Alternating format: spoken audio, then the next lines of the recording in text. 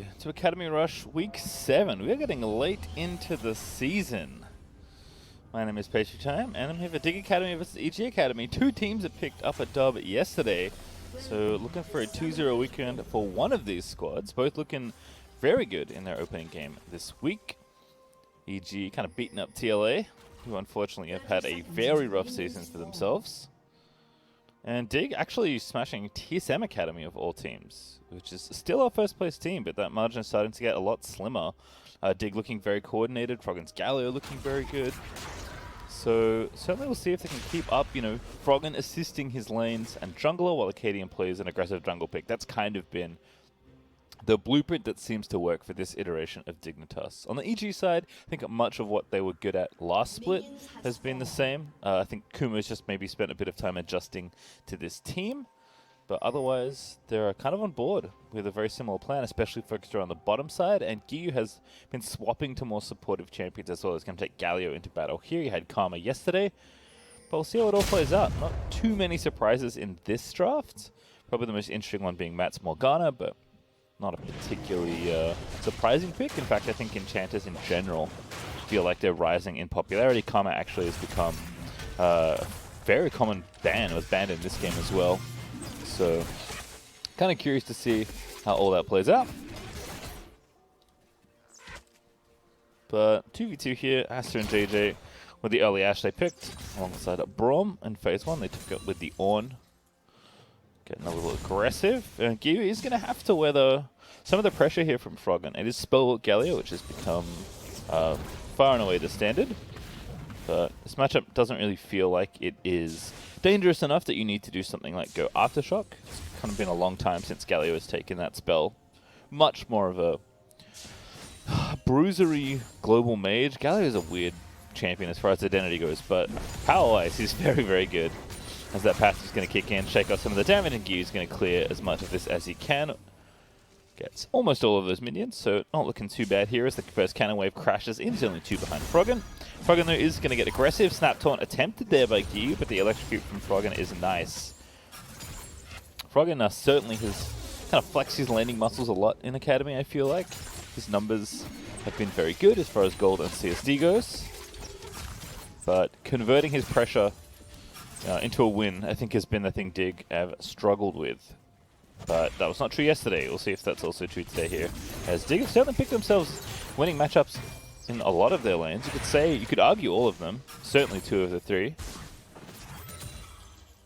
As the binding goes wide, mid lane there, here comes Acadian. Ander though right behind him for the counter gank. Who's going to lead first? It is Acadian going in. Giyu going to get chained up, but he's level 4. And Froggen on level 3. Ander there with the pillar. He's going to call off that gank immediately for the Dig side. And that's Giyu getting that push on. He's going to go roaming. Might spot Acadian. Does barely hit him with the ward there. As they now know Acadian is towards this bottom crab. But he's going to get that no problem. And it's going to trade for the top crab. And Kumo's going to get a little bit more space in his 1v1. Actually looking good there up against Lolo early on. As Giyu is just fine here in the mid lane. Both mid laners just trading potion charges back and forth. It is Dematerializer for Giyu as well, alongside Stopwatch. Probably has, I would guess, Time Warp Tonic, and then Nimbus Cloak in there somewhere, alongside whatever other blue rune you like. I don't know if this is true, this is just my assumption based on many games of Nimbus Cloak and its friends. With its best friend, I think, being Unsealed Spellbook. There's definitely a Matt charging up here with the Aphelios Morglane. Certainly looking just fine on CS, despite getting pushed in early. Ashe has been among the best. Oh, that binding was so spicy from Matt. But no follow-up there. Puddle either not available or not thrown out. So the push will continue here for the Dig bottom lane. But doesn't seem like definitely Matt are expecting to get too much traction in the 2v2 anyway. It is this top lane I think they can really look at. Kumo's actually very far ahead, as Acadian was looking for a wrap around there, but Matt did spot him with a nicely placed ward, so doing a good job of tracking this Lee Sin. Acadian, on the Graves and the Kha'Zix. In recent games, Kha'Zix as early as yesterday, both were banned in this game in phase 2 by EG, so certainly trying to keep Acadian's aggressive jungle options down, and Of course, now here on the Lee Sin, going to be important to track him as well. As Froggen has crept up to 10 CS lead. See how much of that holds what Skiu gets the rest of those minions, but Kumo and Lolo doing battle here as Set starts punching away with the Conqueror. I mean, Ornn is very good at many, many things, but he's kind of getting beat up here early on. Not too sure if that's matchup or just the way Kumo's been playing the lane, but it does feel like these top laners have been fairly isolated. So I think Kumo is just using Set's early strength here to brawl with the Ornn, and I mean, Lolo can't really do anything. Kind of a punching bag here, but not really under any threat of diving without the jungler, although Kumo is now level 6, so perhaps it's possible. And bottom lane, Black Shield down. Q is going to connect. A few more autos required. They're going to get in there, but just the heal burnt there for Matt, and Deathly's going to be okay. TP into the top lane here. Gyu is coming in hot with the dive. Facebreaker going to miss. Gyu looking for it. There's Ander as well. Pillar down. Taunt is good, and he's trapped between so many people as Lolo will be first blooded by Kumo. Drake, though, is the trade for Dig. Able to pick up that first Infernal. So not too bad, all things considered. But very nice dive there for EG. Did not expect Gyu to get in there so swiftly with the TP, but certainly did. That's going to give Kumo a ton of plate money and control of this left side jungle as he takes away the Gromp. So a really nice coordinated play there. Lolo now 20 CS behind with no teleport. Oh, that is rough. Kumo still has his as well, going to hold on to it by the looks of things. So Dig, we're going to have to be happy with their Infernal Drake, and that's it. 1,000 gold down right now in the early game at 7 minutes. Thanks to the strong coordination and laning in the top half. Still plenty of play here in this game. You having to play catch-up still against LeBlanc. Still some fight for farm here in the bottom lane. It's definitely a Matt finally getting their push on with the Infernum, and Ander down here as well. You can see Acadian off to the left near the Krogs, so potential 3v3 here in the bottom lane, but it looks like a reset here. Actually, never mind. Definitely Matt actually just reset. You can see that BF sword there for the Aphelios. So that also explains why they're able to so easily push on the Ashe and Braum after getting pushed in for so much of the early game. Alright, well, we'll see what brews here on the top side of the map, because that gold difference, you can see 1,000 gold between Kumo and Lolo. So you want to think about it this way. The gold lead that EG currently have over Dig is all concentrated in this top lane. And looks like early Black Cleaver here for Kumo. Good CDR, the fade for the chase down. Going to be trying to punch through the Ornn and continue to have dominance in that area.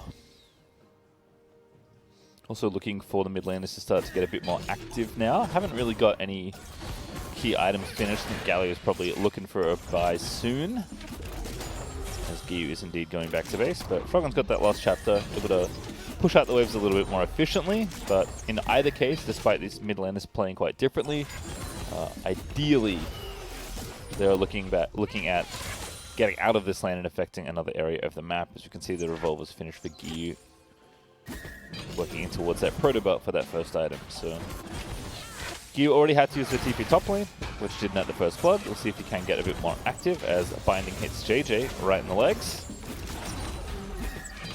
Level 6 now for the Morg and the Aphelios, but 6 for the Braum now as well. Asta also ready to go. No cleanse here in the bottom lane for EG. Just the Black Shield, so Matt's going to have to be on point. Infernum plus the Gravitum starting to root Asta in a little bit of damage as the puddle was down, but no big follow-up, and now the Black Shield's down, so probably going to have to play a bit safer in the 2v2.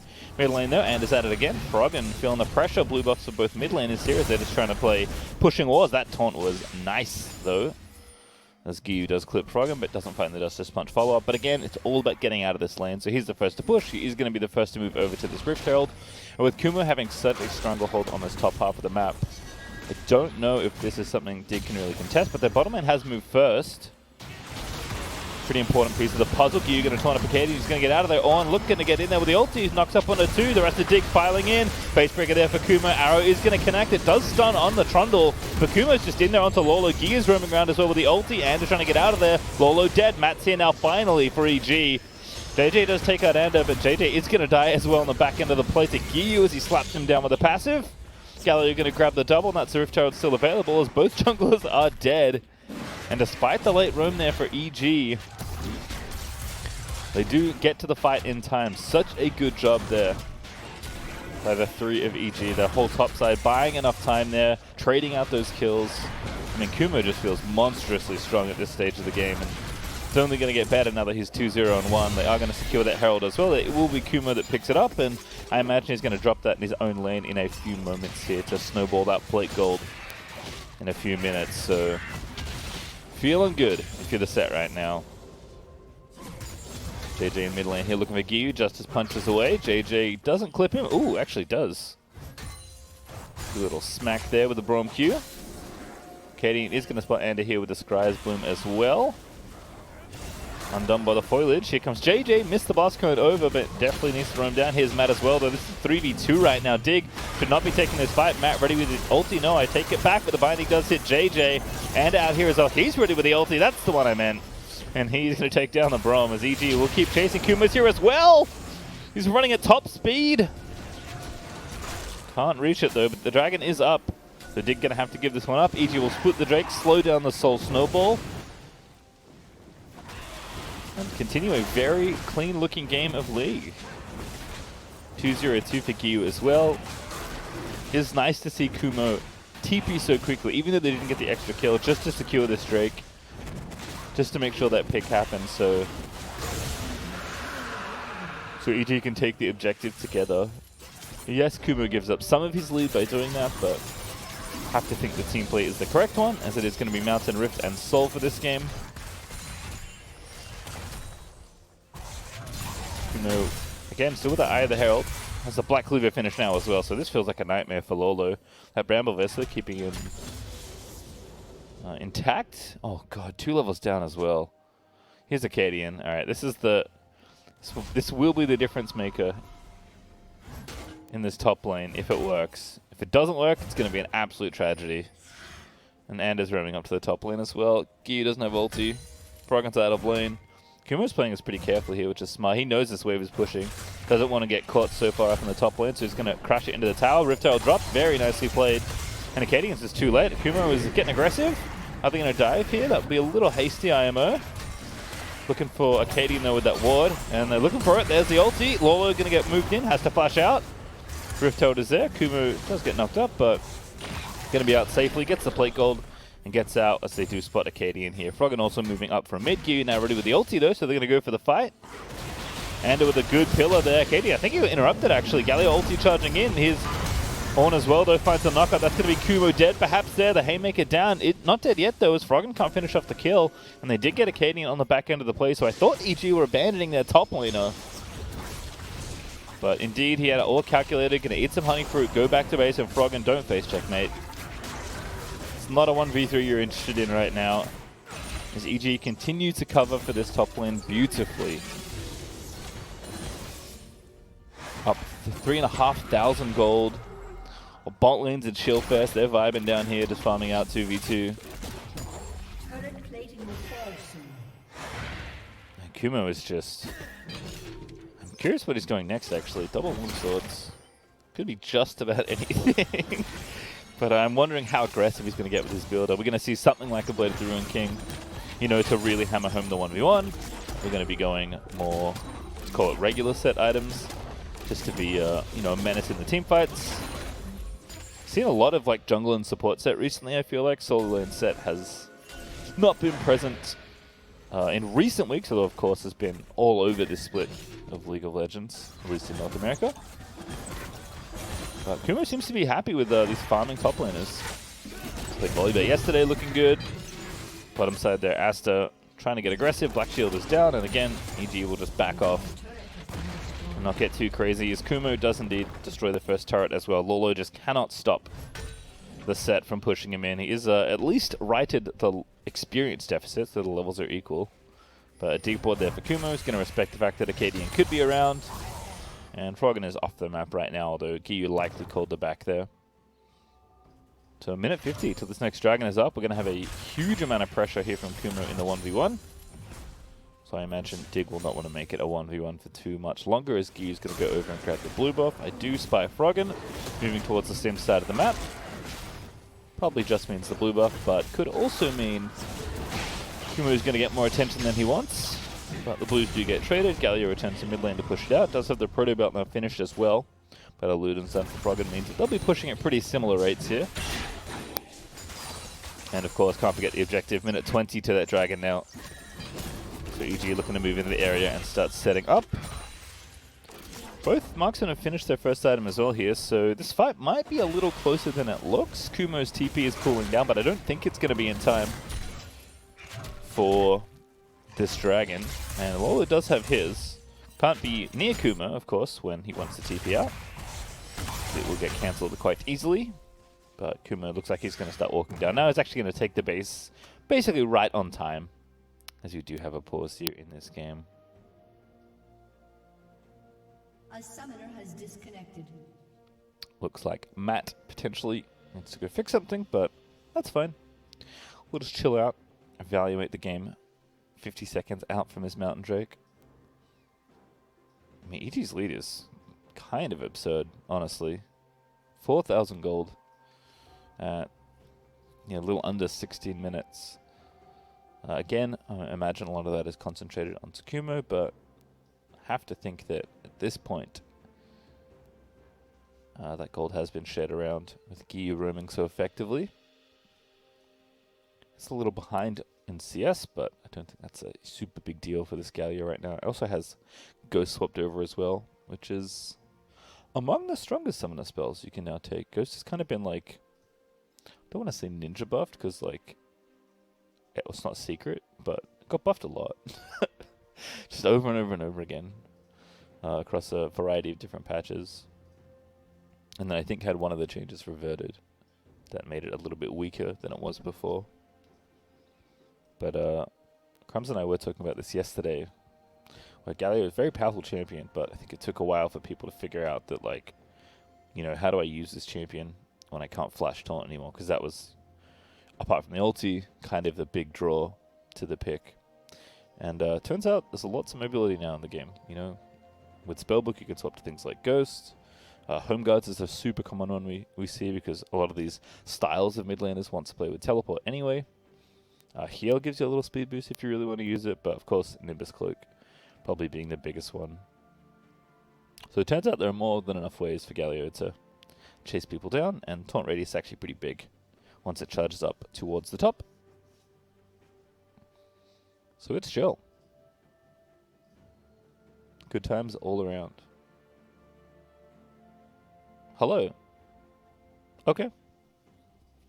Ooh, alright. Well, I'll just chill out. Are you cutting all this anyway, right? You guys won't show pause gameplay? Okay.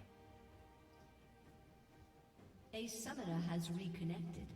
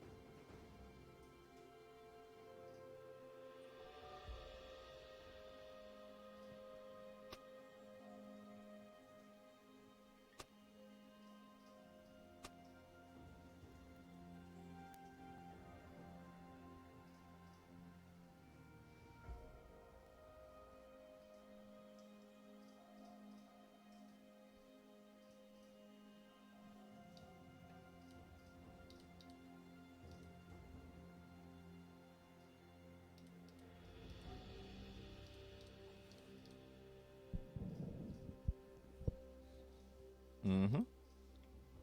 I will welcome everybody back in a minute.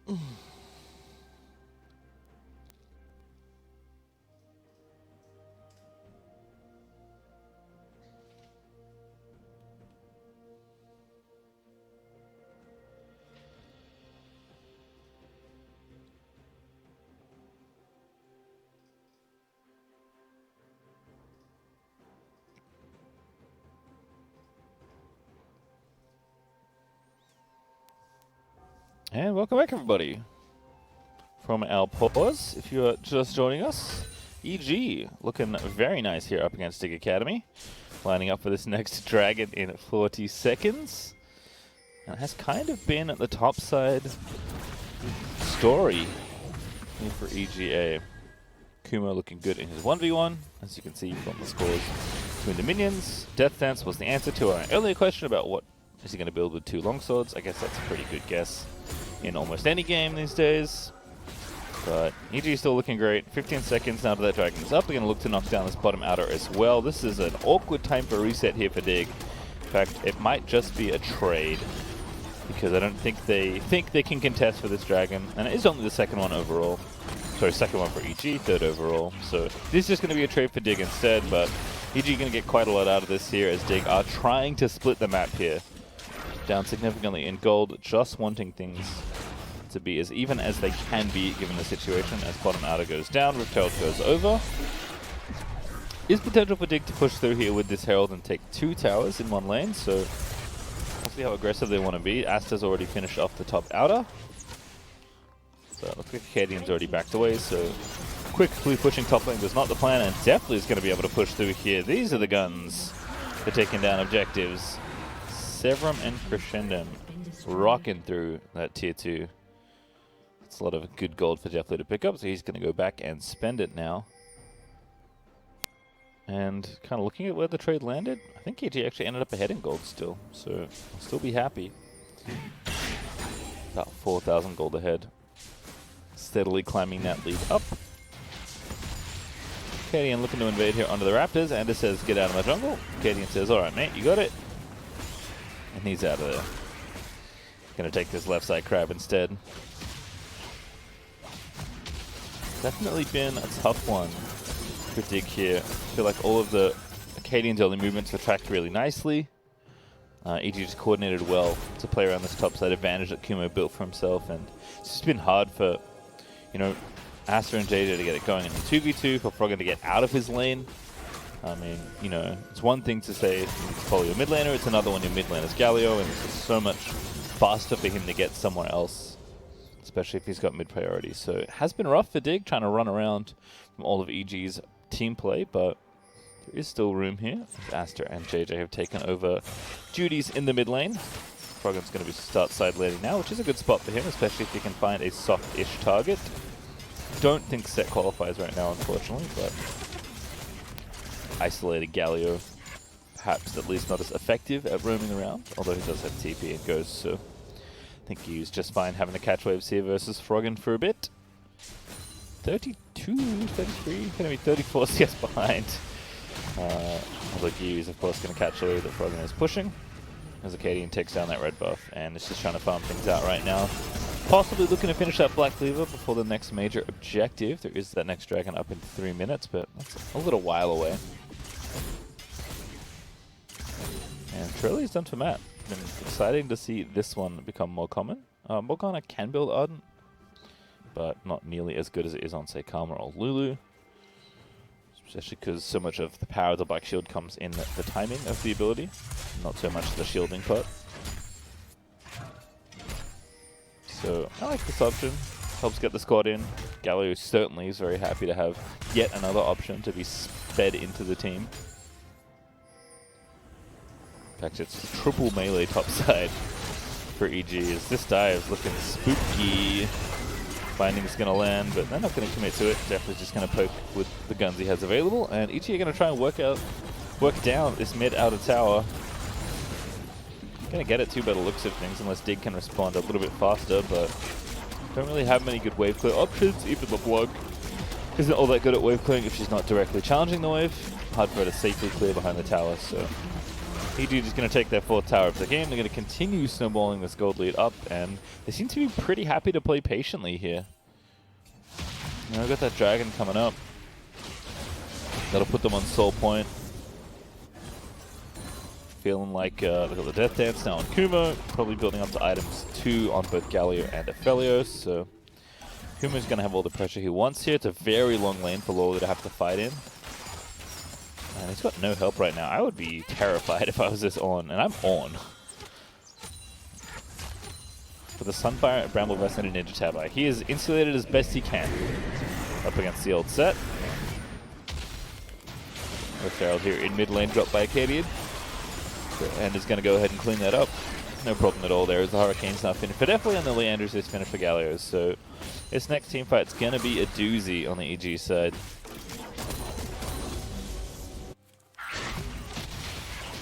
Again, Dig just trying to scrounge what they can. They're going to have to start setting up vision if they are wanting to contest for this dragon. They certainly don't have to. You can just play for the soul if you feel like you need more time to farm up and try and equalize the gold as best you can. But Baron is a threat people have to start thinking about now as well. Giyu's pushing the side lane, he's hanging out. Frogger is going to try an assassination here alongside Acadian. Justice punches there, barrier out, and Giyu's probably fine here. Acadian though, good damage.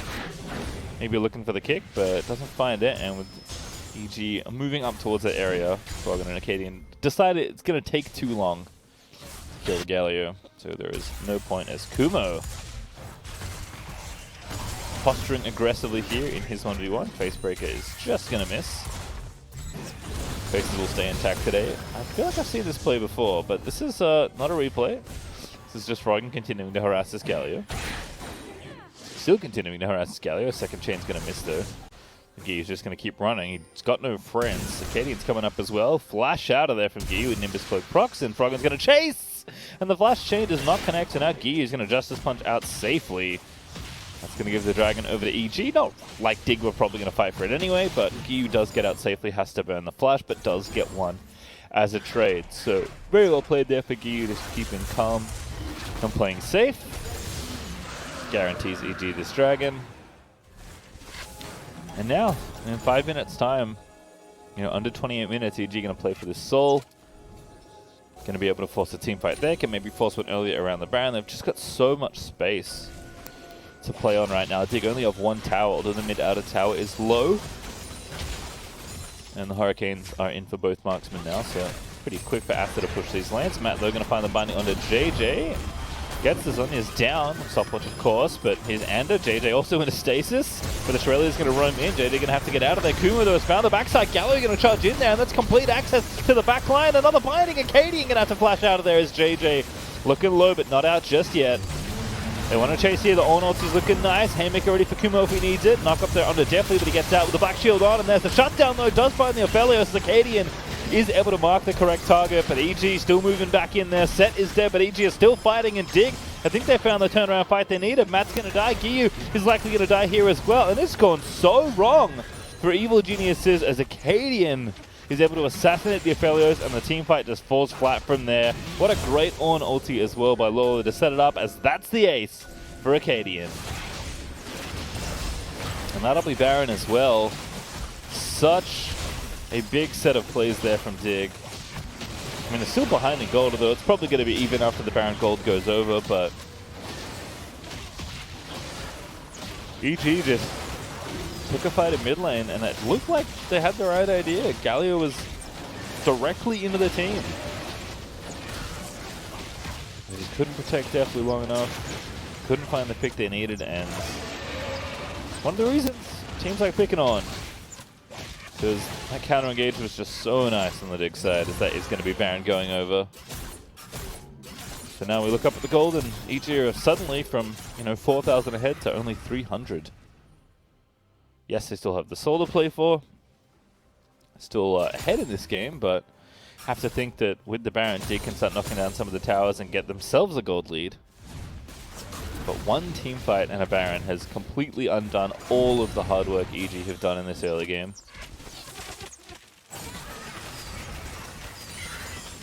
Gonna have to find a better way to get Galio in next time. That team fight did not go EG's way. Certainly not what they envisioned in the draft. As also closing in on Infinity Edge. It's been definitely that's felt like he's had the item lead for most of this game, but now that Ashe is moving on up towards the 3-item mark, gonna be feeling real nice. Acadian also looking on for that Death Dance, so he's like basically copying Kumo's build, who's a top laner as a jungler, which is quite impressive. But again, continuing his recent streak of aggressive jungling his Acadian, and it has been quite effective on the dig side. So we'll just farm it out, see if Gu can finish that Zhonya's by the next team fight. Be a pretty critical purchase to get. But doesn't have it just yet, unfortunately for him. Just going to shuffle some of those items around.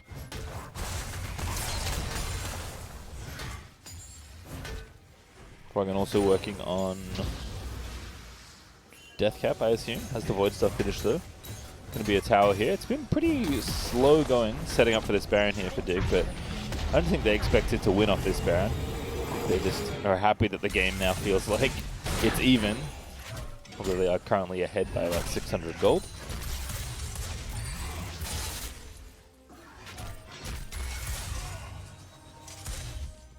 It's interesting to see just how much work Dig again undone in such a short amount of time. I mean, Ornn's starting to upgrade items as well. Ooh, I don't know when Asta got that upgrade, so it's hard for me to fully criticize, but unfortunate timing, I'm gonna guess, on the upgrade there for the Blade of the Ruin King. Of course, the Infinity Edge would probably be a little bit more preferable, but still just fine. Froggen zooming in. Got the upgraded Black Cleaver for Acadian. Stolen all this vision away on this right-hand side of the jungle, so maybe you're gonna have a lot more trouble getting in on this dragon. And I think DIGA just want to fight them. Have to be feeling pretty confident after that one, but EG should trust their team comp. Can certainly see the beauty of set Galio engage, especially because you can drag a front laner into the back line. You're going to pop the Shurelya's, binding is good. Doesn't pull the trigger, Froggen, they're around the backside. Here's Ornn once again, and it is already dead. That's going to be Matt going down as well. He can't get out of this at all. As Acadian looking for the kick, kicks Kumo. Doesn't kick him into Deathly, but makes it close. Going to follow that Q in. Ulti out of Deathly's going to try and save his teammates. Kumo with the dunk. Get the Haymaker down, but he's dead again to Froggen as Dignitas found a very clean 3-0 team fight. Almost looks too easy. Oh, Froggen, he's trying to kill you. That's just rude. Q's going to take the blast gun out safely. Froggen's going to say it's not that safe. But Froggen just wanting to track this Galio. And they're pushing mid instead. Acadian's going to take the Soul Dragon off the map. Give Dig their second of this game. And looks like Dig just want to knock down some towers. Makes sense because Baron's on up for 2 minutes. Because they already took it. But this Ornn is just causing problems for EG. And 2 really great ultis from Lolo back to back this game.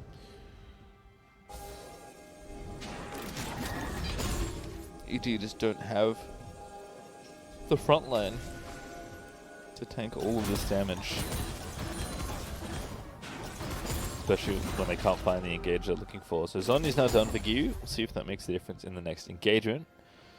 1,000 gold ahead now for Dig.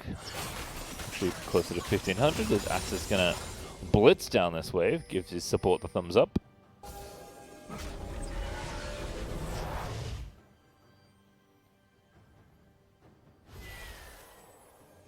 And again, I know I've harped on how good Ornn has been, but I just think about taking the Brom when they did as well. Oh, good protobelt there for Gu, but Black Shield goes there to cover just in case. Exhaust out for Gu, because he probably wanted to swap away. Get his flashback. Indeed, that does seem to be what he wanted.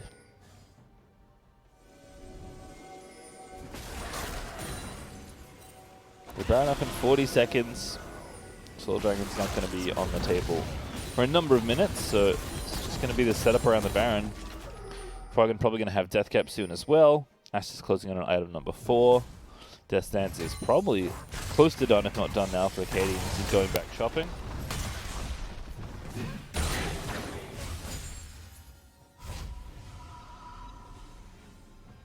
And I guess we'll just have to see if EG can find an effective team fight. You know, they snowballed the game so well. Thought maybe Kumo was going to just split push, but he's opted for definitely a team fighting build here. Got the Sterix now alongside the Black Cleaver and the Death Dance.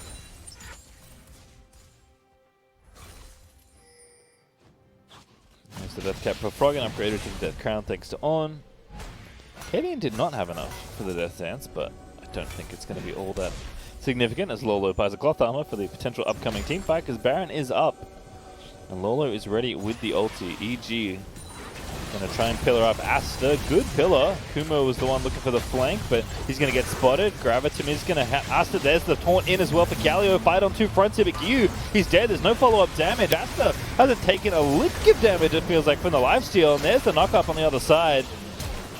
And then Asta flashing in, looking for Ander here. Froggen's going to also leap in onto Definitely, misses the chain, but that's a triple kill now for the Ashe. And EG's best attempt does not hit. As Dignitas take another clean 3-0 team fight. That's back-to-back-to-back now. They have just won every single fight. And now they're going to bust through mid, look to take down this tower. Just seems a little too easy, doesn't it? Alright, they're looking to take this inhib. Gonna get that. Lola also TPing back in. They might just look for the whole base here. Nope, I take it all back. Want to fall back to the Baron instead.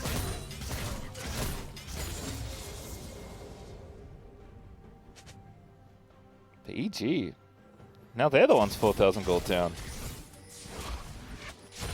They might be able to look at this Baron, but I think it's gonna die before then, and Froggen and JJ playing defense. Oh, Matt barely misses getting chained there. TP in, they're going to go for it here. Gyu has to find the angle. Digga going to disengage off the Baron. Smart choice.